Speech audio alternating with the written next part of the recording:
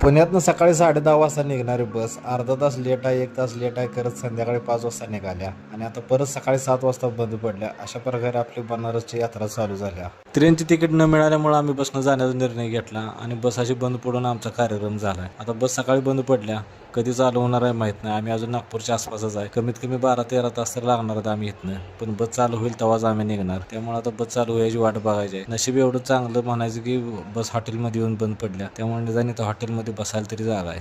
तब्बल 2 तास झाल्यानंतर आम्हाला मिस्त्री सापडला. मिस्त्रीहून आता नेमका बसला काय प्रॉब्लेम झाला हे बघायला लागलाय.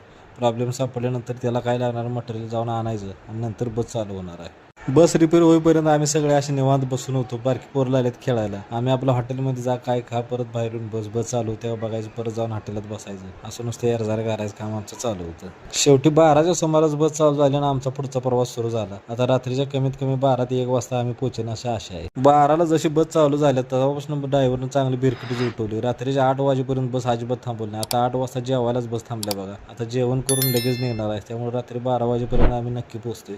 धन्यवाद.